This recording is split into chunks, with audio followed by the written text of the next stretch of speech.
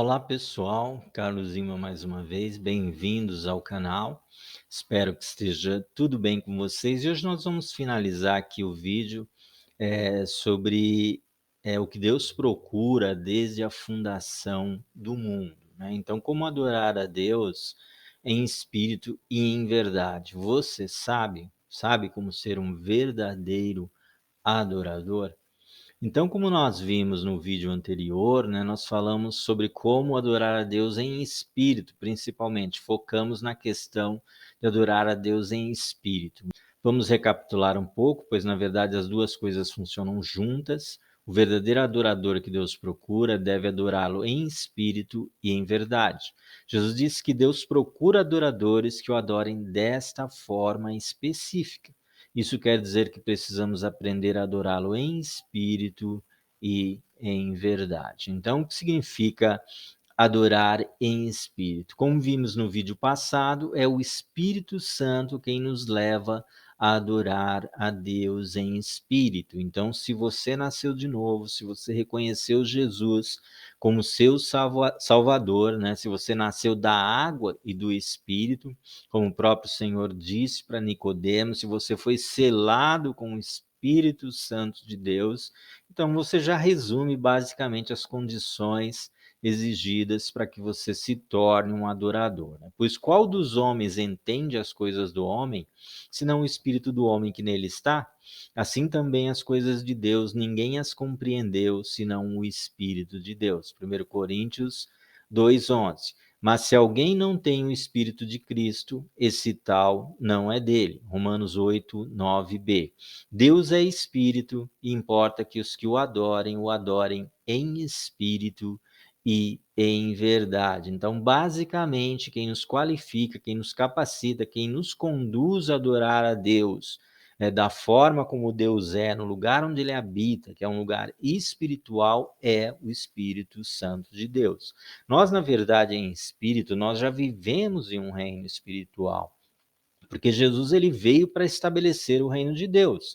E esse reino é um reino espiritual. Então, quando você recebe Jesus, quando você nasce de novo, carnalmente você não está vivendo esse reino, mas espiritualmente você está, né? O próprio Paulo diz: estamos assentados com Cristo nas regiões celestiais. Então, espiritualmente, nós já estamos nesse reino espiritual que Jesus inaugurou. Então, isso te qualifica a adorar a Deus em espírito. E o que significaria, então, adorar em verdade? Já que as duas coisas, elas andam juntas, né? Elas caminham juntas. Então, uma das principais questões sobre Jesus é que ele era considerado um falso Messias, né, pelos líderes judeus, e muitos dos seus milagres e até suas pregações foram questionadas insistentemente por homens religiosos que tinham inveja do que Deus realizava através dele.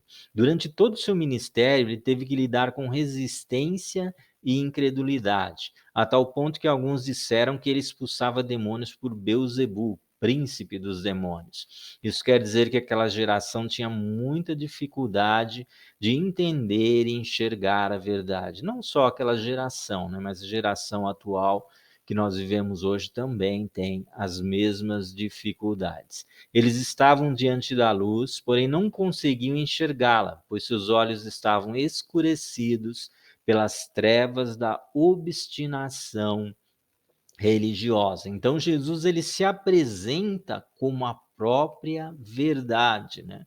Já que ele estava o tempo todo tentando provar, tendo que provar que o que ele falava era verdade. Respondeu Jesus: Eu sou o caminho, a verdade e a vida. Ninguém vem ao Pai a não ser por mim. João 14:16, aliás. Aqui Jesus se apresenta como a própria verdade. Ele é a verdade. E em João 17:17, quando Jesus ora pelos seus discípulos, ele roga ao Pai: santifica-os na verdade. A tua palavra é a verdade. Então aqui Jesus apresenta a palavra de Deus como sendo a verdade de Deus que foi dada ao mundo, que foi apresentada ao mundo e que muitas vezes é negligenciada e às vezes é tida como se fosse uma mentira. E por fim, quando Jesus fala sobre o Espírito Santo que viria, ele diz: o Espírito da verdade, ou Espírito de verdade, que o mundo não pode receber, porque não o vê nem o conhece. Mas vós o conhecereis, porque habita convosco. Jesus ainda não tinha morrido, então ele diz: habita convosco e estará em vós, né? Após o batismo com o Espírito Santo, a descida do Espírito Santo, os discípulos de Jesus se tornariam o templo do Espírito Santo e ele passaria a habitar no seu templo, né? Deus encontraria, enfim, o seu templo, como profetizou ali o profeta Joel. Então, o Evangelho de João, ele tem características diferentes dos evangelhos sinóticos, né, que parecem ter bebido ali da mesma fonte. O Evangelho de Mateus, Marcos e Lucas parece que foram tirados ali de uma fonte semelhante. Porém, no Evangelho de João, ele procura mostrar o sentido da vida de Jesus, né? Sua obra, seus milagres são apresentados de uma perspectiva mais intimista, né? Como se fosse o próprio Senhor falando com os leitores ou como se estivesse sendo apresentado por um amigo íntimo. O termo a verdade, ele aparece bastante em João, juntamente com outros termos como luz e vida. Então, no Evangelho de João, nós vemos Jesus como a verdade que liberta. Jesus diz que ele é a verdade, por isso querem matá-lo. Ele apresenta a verdade como sinônimo da palavra de Deus. Diz que Satanás não pode perseverar nessa palavra, porque nele não há verdade, ele é mentiroso, né? Desde o princípio, quando ele mente, ele fala do que lhe é próprio, porque ele é mentiroso e pai da mentira. Então Jesus veio para testemunhar essa verdade, e quem é da verdade escuta a sua voz. Por fim, a verdade também é a afirmação que levou Pilatos, né, a terminar o interrogatório. Quando Pilatos está interrogando Jesus, ele fala que deu testemunho da verdade, e Pilatos ali termina o interrogatório com uma pergunta: o que é a verdade? Né? Na verdade, não era bem uma pergunta, né? Era uma pergunta retórica. Ele estava mais ou menos querendo dizer para Jesus que a verdade era relativa, né? O que poderia ser verdade para ele, poderia não ser verdade para outros. Então, o que é a verdade? Mas mesmo assim, quando ele sai dali, ele vai e diz à multidão que não achou em Jesus crime algum, ou seja, reconhecendo que Jesus falava a verdade, que Jesus era a própria verdade. Então, adorar a Deus em espírito e em verdade só é possível a uma pessoa que se permite ser guiada, conduzida, ensinada, moldada pela palavra de Deus através da ação transformadora do Espírito Santo. É preciso ter acesso ao lugar onde Deus habita em espírito, e isso só é possível àqueles que vivem as verdades do Evangelho, foram selados pelo Espírito Santo de Deus. Como nós já falamos antes, né, nós somos criados para adorar a Deus, para o louvor da sua glória. Isso quer dizer que então que todo ser humano, ele é um adorador em potencial. Qualquer pessoa pode adorar a Deus, porém somente aqueles que adoram em espírito e em verdade, somente essa pessoa será considerada um verdadeiro adorador. Somente essa pessoa será considerada aquele adorador que Deus procura desde a fundação do mundo. Esse é o tipo de adorador que ele procura, e esse é o tipo de adorador que terá a aceitação de Deus, que terá a aceitação do Senhor. Então, uma vida de adoração, ela vai se desenvolvendo à medida que você vai crescendo espiritualmente, à medida que você vai se relacionando melhor com o Senhor, à medida que você vai se relacionando com Ele de forma mais íntima, e à medida que você vai se permitindo ser um canal para que Deus te use para abençoar, para salvar, para curar, para libertar outras pessoas. Então você vai tendo mais do que momentos de adoração. É comum nós termos momentos de adoração, seja no louvor, na hora do louvor da igreja.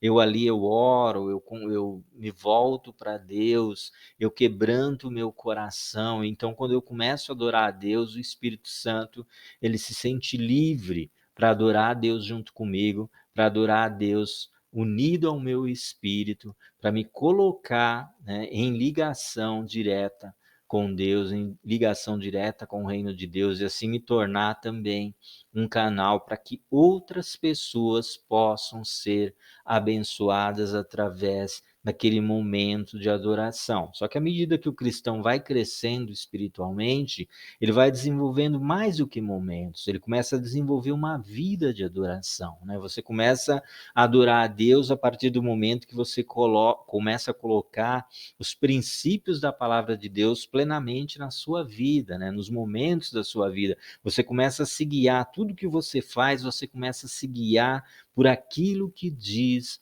a palavra de Deus. Você começa a desenvolver realmente um maior amor a Deus, um maior amor ao próximo. Você começa a sentir uma empatia maior por aqueles que sofrem, por aqueles que estão em aflição, por aqueles que precisam do socorro, por aqueles que precisam da bênção, do amor e da misericórdia de Deus. Então, a vida de adorador, né? A vida de oração também, ela vai aumentando e você, consequentemente, vai transformando toda a sua vida em uma vida de louvor, em uma vida de adoração a Deus, né? Quando Deus olha para a sua vida, ele se sente honrado, ele se sente adorado, porque você é o tipo de adorador que o Senhor procura. Então não é uma coisa que acontece da noite para o dia, é um processo, né? Nós vamos desenvolvendo esse processo à medida que o nosso homem interior vai crescendo, à medida que o nosso relacionamento com Deus vai crescendo. Eu não estou falando com isso que você não vai cometer erros, isso é uma ilusão que muitos têm no coração, de que à medida que você cresce em adoração, você vai se tornando uma pessoa mega perfeita, que não erra nunca, que nunca comete nenhum erro. A nossa carne, ela está sujeita, sim, ao pecado. É lógico que o cristão deve evitar pecados grosseiros, pecados grotescos, né? E você sempre tem que ter um coração disposto a se arrepender, disposto a se humilhar diante do Senhor, para que você receba forças, né? Não digo nem a gente pede, tem que sim que pedir perdão, mas o perdão ele foi garantido na cruz. Então nós recebemos, na verdade, forças para continuar seguindo adiante e forças para poder também errar menos, para poder cometer menos erros ao longo da nossa jornada, ao longo da nossa vida cristã. O princípio básico, Jesus tem um texto em que Jesus diz que na vossa perseverança ganhareis as vossas almas. Então quer dizer que a perseverança, a persistência, ele é um elemento crucial na vida do cristão, a resiliência, né? Continuar firme, continuar tentando. Se você caiu, levanta, né? Levanta, se arrepende, conserta a tua vida e segue adiante, continua seguindo, vai embora, né? É na persistência que você vai conseguir, né? Você não pode nunca, por um fracasso, por um erro, às vezes por estar desiludido com a igreja, por estar desiludido às vezes com o que acontece ali, coisas que acontecem com os homens, com pessoas do lugar onde você frequenta, muitas pessoas acabam desistindo do Senhor, acabam abandonando o Evangelho. Mas mesmo que você tenha que mudar de lugar, mesmo que você seja aquela pessoa que não está conseguindo, que precisa dar um tempo, mantenha o teu relacionamento com o Senhor. Se você tiver essa persistência, você vai ver que Ele jamais vai te abandonar, Ele jamais vai te deixar sozinho, Ele vai te ajudar a curar as tuas feridas, Ele vai ajudar você a se reerguer, Ele vai ajudar você a se levantar, Ele vai ajudar você a se livrar, né, daquelas pedras que muitos tentam colocar no seu caminho, e Ele vai te fortalecer para que você se levante e siga adiante e continue sendo aquele adorador que Deus procura desde a fundação do mundo, tá bom? Então eu vou ficando por aqui. Deus abençoe você, que o Senhor continue te guardando pelo caminho, continue protegendo a sua vida, fortalecendo os teus passos, que Ele continue deixando claro, né, esclarecendo a sua jornada, fazendo com que você cresça cada dia mais na graça e no conhecimento do Senhor Jesus, para que um dia nós estejamos juntos, né, todos juntos ali diante do Pai. Então, se você gostou, deixa aí o seu like, se inscreva no canal e, se Deus permitir, até um próximo vídeo.